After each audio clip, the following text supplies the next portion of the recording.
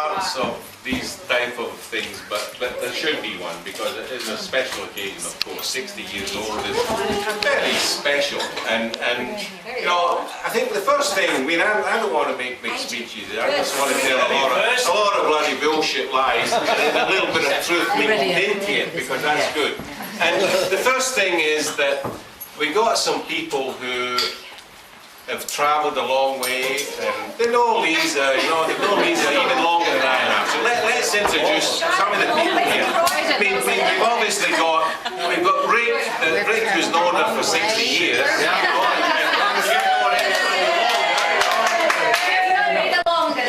We've got Charlotte, you know, Charlotte's a cousin's known her for 60 years, and Charlotte's turning around, but Charlotte's, sorry Charlotte, Gwyneth's come. Oh, my name's Charlotte now. Gwyneth has come from, she lives in, what's the place? King Eustace. Anybody know where King Eustace is? But you never heard of King Eustace, a lot of you. But King Eustace is a little town, how many? About 2,000 people? Yes. You know, 100 miles or something, north of Scotland, up towards the Highlands. Middle of the Highlands. And Gwyneth is she runs, there's about 2,000 people, she runs I think it's called a salon. And she cuts the women's hair, and the men, depending how much they want to pay, they get whatever they want. The Madam of King Eustace, which is a wonderful title, you know what I mean? It wouldn't be great to be the Madam of King Eustace. You know, so then she's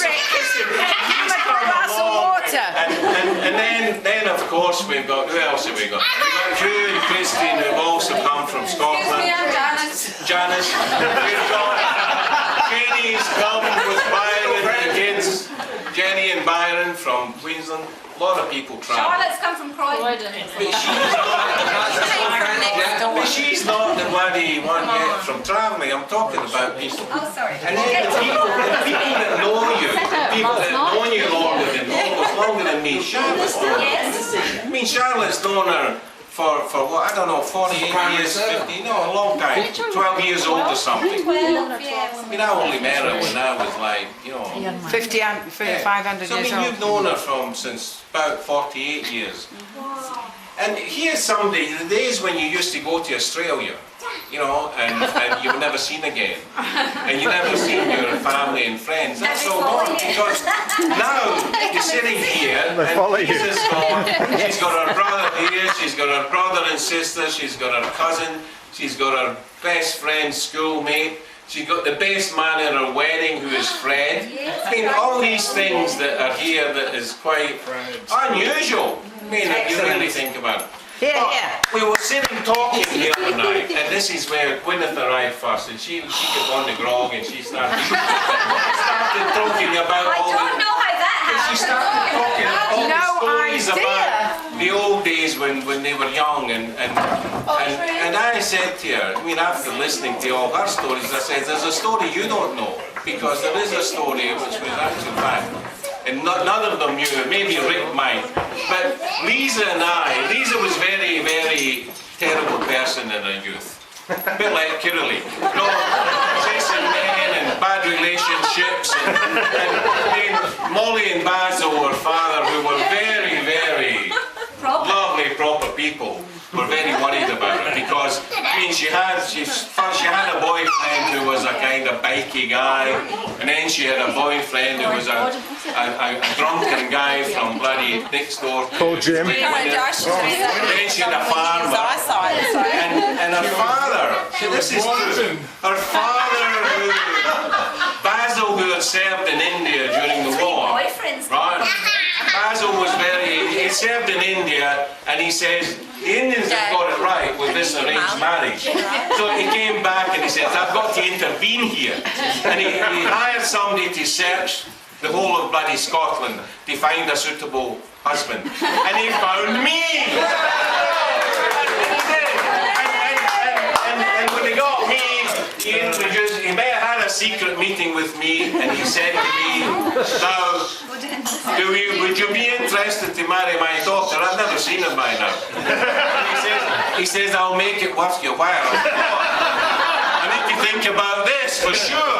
And he said, he says, I'll start off the bargaining with a bottle of whiskey, 2 chooks and a dozen eggs. I said, well, I mean, I'm interested, but let me think. And I wanted really 2 bottles of whiskey instead. So we ended up, we got this sorted out. And the marriage, he arranged the meeting in the pub, and the marriage eventually. So the first time How many eggs? to visit the family estate down at Port Patrick, where the mother, I've never met the mother by this. So we go down to meet the mother, and Lisa and her dad are out walking in the garden, and her mother's in the kitchen. I've never met her before, first meeting. And her mother was a very lovely lady, very properly spoken, very, lovely person. And she shouts through from the kitchen, Jim, she said, would you like to come in the kitchen and see my tits? I thought, bloody hell, Jesus. I said, Christ, I said, if I'd known the mother was included, I would have asked for 3 bottles of whiskey.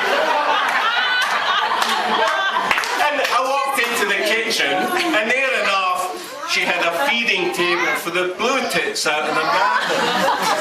And what a relief that was. And that is the true bit of it.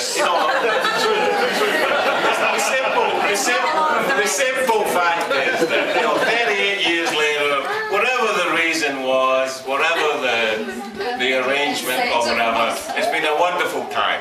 I don't think I could imagine being married to anybody else. And I think really, the highlight of today, which is even more important than people from Scotland and all over the bloody world, is that we've got Jenny and Byron and the 2 kids. Yeah.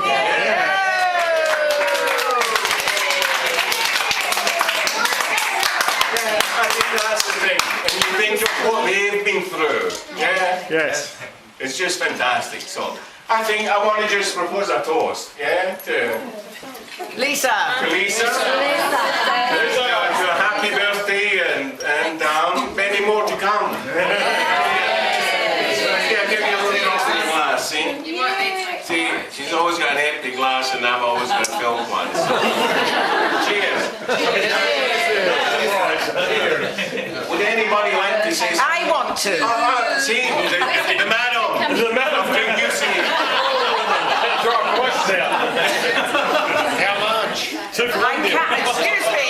Please. I cannot let this go. Silence from my Can we have silence for Silence Gwyneth? from my cousin Gwyneth. I cannot let this go by. That guy you've known for so long, his nose is getting longer and longer. And I congratulate Lisa, happy birthday darling, putting up with him.